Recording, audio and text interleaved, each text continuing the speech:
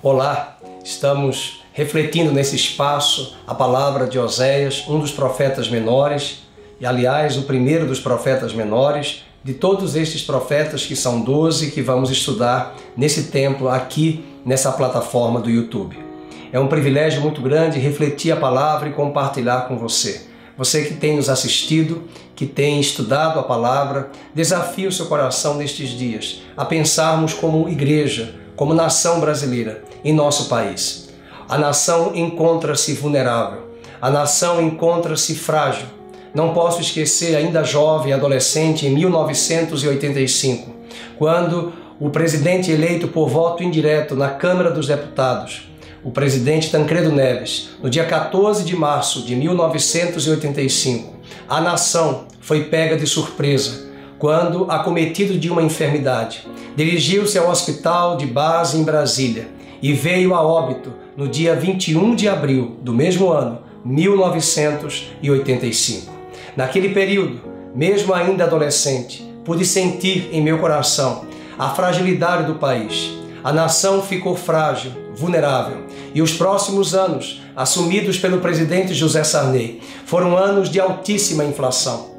Foram anos difíceis com vários planos econômicos. De lá para cá, nesse período chamado de redemocratização, em detrimento do período militar de 1964 até 1985. Alguns lembram-se desse momento tão histórico em nossa nação. O movimento das diretas já, clamando através da emenda Dante de Oliveira, pelo voto direto para o cargo de presidente da República e de governadores. Por causa de pouquíssimos votos, perdemos a oportunidade de termos voto direto para toda a população. Esse voto direto veio até nós através da Constituinte de 1988, quando a nossa Constituição atual havia sido estabelecida. E em 1989, tivemos a oportunidade de irmos às urnas e pela primeira vez, após o regime militar, tivemos voto direto para todos os cargos públicos do Executivo. Presidente da República, governadores, senadores, deputados federais, deputados estaduais. Vários candidatos pleitearam o cargo maior, o cargo de presidente da República. De lá para cá, quantos presidentes eleitos pelo voto direto têm chegado ao Palácio do Planalto? Elegemos Fernando Collor em 1989, elegemos Fernando Henrique Cardoso em 1994, mais um outro mandato em 98. Tivemos um primeiro presidente que veio do povo, sem graduação, sem um diploma, eleito por voto democrático, escolhido pela nação, com 2 mandatos de 2002 e 2006. Mas para além disso, temos visto agora, depois, esse mesmo partido, como também partidos anteriores, levando a nação a um quadro de corrupção, a desvios de recursos, não esquecendo também das grandes conquistas que em ambos os governos nós tivemos. Mas hoje a nação se encontra vulnerável, em detrimento de toda essa polarização partidária, ideológica, deixando a nação dividida em todos os grupos sociais. E esta situação de vulnerabilidade convida você e a minha pessoa, como igreja, para orarmos, para intercedermos e fazermos em nossas reuniões coletivas nas igrejas locais um clamor ao Senhor, pedindo que as palavras de 2 Crônicas 7,14 sejam palavras reais em nosso Brasil. Se o meu povo, que se chama pelo meu nome, se humilhar e orar e se arrepender dos seus maus caminhos, eu ouvirei dos céus, perdoarei os seus pecados e sararei a vossa terra, a nossa terra. Há uma promessa de que Deus sarará a nossa nação. E é esta promessa que é garantia da parte de Deus de que Ele é poderoso para honrar-nos, se nos voltarmos para Ele como povo de Deus. Nossa esperança não está em partidos, nossa esperança não está em ideologias de homens, nossa esperança não está em homens, em candidatos, ainda que estes sejam cristãos. Nossa esperança está no Senhor. O salmista disse: bem-aventurada é a nação, no Salmo 33, verso 12, cujo Deus é o Senhor. De fato, Deus não é o Senhor desta nação. Temos muitos deuses, temos muitos ídolos, muitos senhores com S minúsculo, mas apenas só um é Senhor e deveria ser o Senhor desta nação. As vaidades do nosso coração têm procurado colocar no lugar de Deus deuses de vários tamanhos, deuses que muitas vezes não são medidos e tangíveis aos nossos olhos, deuses abstratos que ocupam o lugar do nosso coração, da nossa alma, da nossa mente. E é esse desafio que temos para que Deus venha arrancar de muitos desses candidatos que estão aí o espírito de soberba, o espírito de cinismo, de mentira, de manipulação e de vaidade. Quero chamar a atenção às palavras de Oséias no capítulo número 7 que eu lerei para você. Acompanhe a leitura do profeta. Quando me disponho a mudar a sorte do meu povo e a sarar a Israel, se descobre a iniquidade de Efraim, como também a maldade de Samaria. Porque praticam a falsidade, por dentro há ladrões e por fora rouba a horda de salteadores.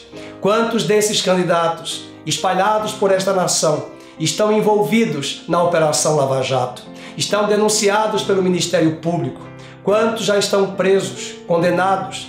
E o que mais me assusta e me impressiona é o cinismo e a malandragem de irem no horário político eleitoral, no horário do rádio e na TV, trazerem propostas, falarem de ética, falarem de verdades que muitas vezes eles não praticam e não têm colocado em seus corações. E mesmo que tenham errado, eu acredito que há lugar para o arrependimento e o perdão.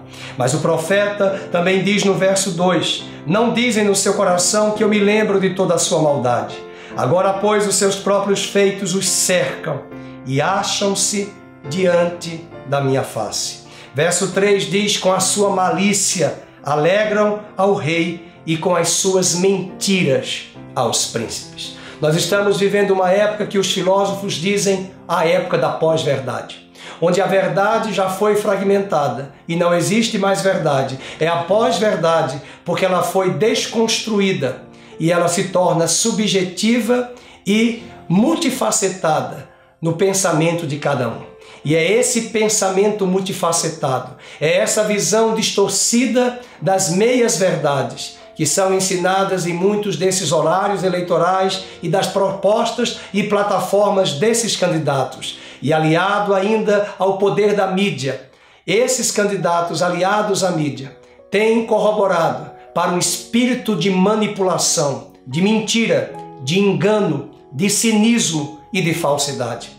Pesquisas que muitas vezes são manipuladas através de órgãos midiáticos que trazem como uma forma de persuadir aos eleitores indecisos em quais candidatos eles devem votar, uma vez que o candidato X, Y ou Z não estão bem cotados em suas próprias intenções de pesquisas, contratadas muitas vezes por grandes órgãos midiáticos que governam e controlam como famílias oligárquicas os lares da nossa nação. Que Deus tenha misericórdia desse espírito manipulador, desse espírito de mentira, de cinismo, de engano que cerca a nossa nação. Que Deus traga o antídoto, e o antídoto se chama a verdade, o esclarecimento, o discernimento, o entendimento histórico, político, econômico, verdadeiro do nosso país, do cenário que a nação se encontra, a fim de que não sejamos manipulados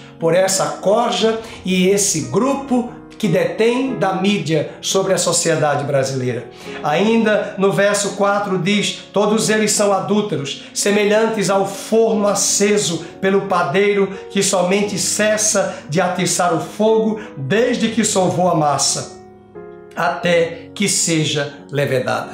O próprio profeta traz no verso 11 uma parábola, uma símile, mostrando que a nação do caso de Israel, também podemos referendar aqui o Brasil, se encontra numa aparente vulnerabilidade, sim, em função de ser como uma pomba. Verso número 11 diz, porque Efraim é como uma pomba enganada sem entendimento. O próprio Cristo falou-nos que nós devemos ser simples como as pombas, mas prudentes como a serpente. A pomba tem algo de ingenuidade, de simplicidade, de pureza em seus olhos, mas é muito ingênua e pode ser tragada, destruída por um predador em função de sua ingenuidade.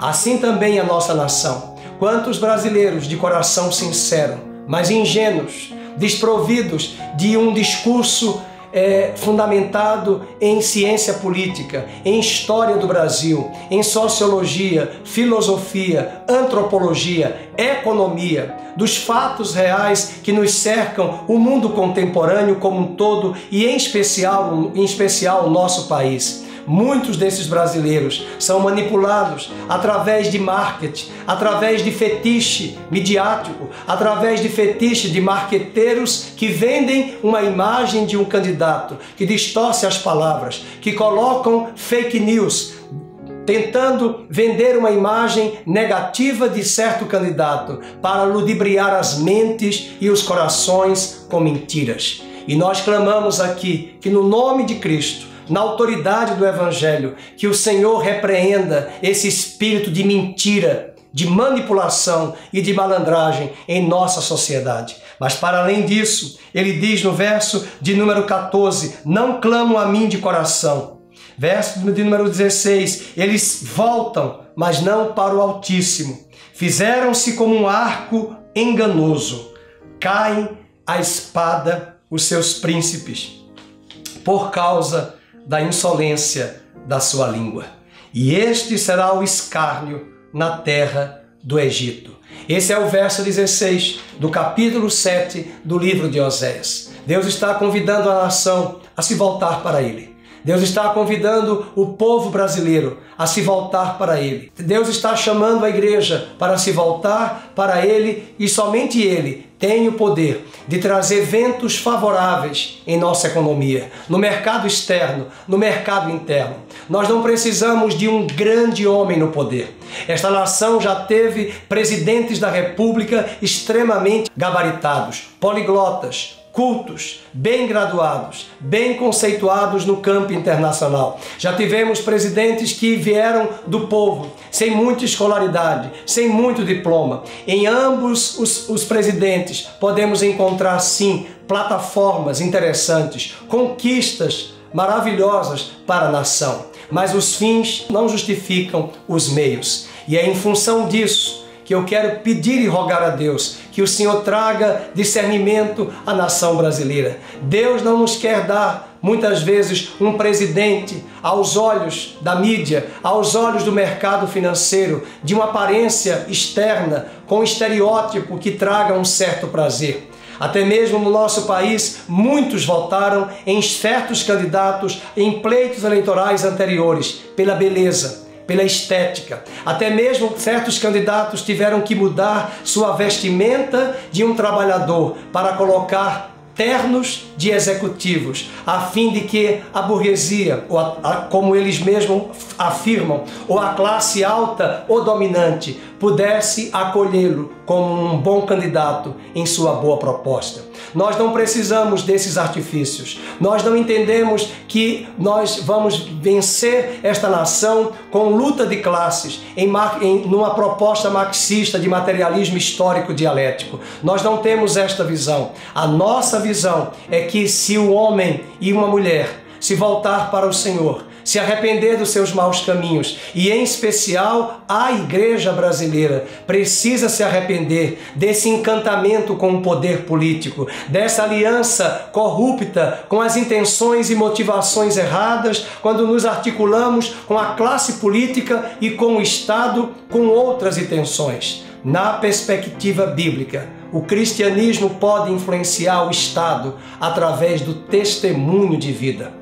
Bom seria que esta nação pudesse ter homens e mulheres no âmbito privado, no âmbito público, com testemunho, na altura daquilo que o apóstolo Paulo diz, o perfume de Cristo. Sem muitas palavras, sem muito discurso, mas simplesmente atitude. É esse desafio que Deus traz para nós como igreja. Atitude de um cristão. Orar, interceder, clamar, mas também a atitude de denunciar o pecado, de pedir e dizer à nação brasileira: não é tempo de extremismos, não é tempo de ficarmos polarizados, é tempo de abrirmos mão de nossos interesses pessoais, partidários, ideológicos e pensarmos no melhor para o nosso país, em um projeto de nação não para 4 anos, não para 8 anos, não para 12 anos, mas para os próximos 50 anos. É possível entender sim que uma nação como a nossa pode mudar investindo em educação básica, de base, uma educação de qualidade básica e não tão somente investir muito mais em educação superior. É preciso que esta nação tenha de fato cidadania, e cidadania não é apenas para votar e comparecer ao TSE e tirar o seu título eleitoral ainda jovem. Cidadania é ter direito como cidadão a uma boa saúde pública, a uma boa escola pública de qualidade, com professores bem preparados, preparando uma nação com conteúdos curriculares, com saberes, gerando competências, gerando habilidades, gerando expertises neste povo brasileiro, para que quando chegarmos a um pleito eleitoral, possamos ter discernimento, senso crítico e elegermos homens e mulheres que amem a nação e que pensem em deixar um projeto de nação que pode ser algo contínuo pelos próximos candidatos que assumirão a presidência, o Palácio do Governo Estadual para os próximos 50 e, por que não dizer, 100 anos. Quando olhamos para a Coreia do Sul, uma nação destruída, dizimada no pós-guerra, pôde se recuperar. Olhando para a indústria automobilística da própria Coreia do Sul, que vende seus carros por todo o planeta. Isso é fruto e resultado de muito investimento em educação. Quantos desses coreanos do Sul têm trazido notas de excelência em várias áreas dos saberes educacionais? Mas isso é resultado de um projeto educacional, não de um partido, mas de uma nação que entende que podemos transformar a nossa própria sociedade através de políticas públicas mediadas por homens públicos que amam a nossa pátria brasileira. Que Deus abençoe a nossa nação. Que Deus abençoe esse próximo pleito eleitoral no dia 7 de outubro. Que Deus traga discernimento à sociedade brasileira. Que Deus repreenda esse espírito de mentira, de cinismo, de engano e de manipulação midiática partidária no horário eleitoral. E que as máscaras caiam por terra, que o engano caia por terra e a verdade venha trazendo discernimento, esclarecimento e luz para a nossa nação. Que Deus salve o nosso país do caos, da baderna. Salve a nossa nação dessas ambiguidades e polarizações e traga a sua palavra de justiça e de reino sobre este país. Deus abençoe sua casa. Deus abençoe o nosso próximo pleito eleitoral. Até lá.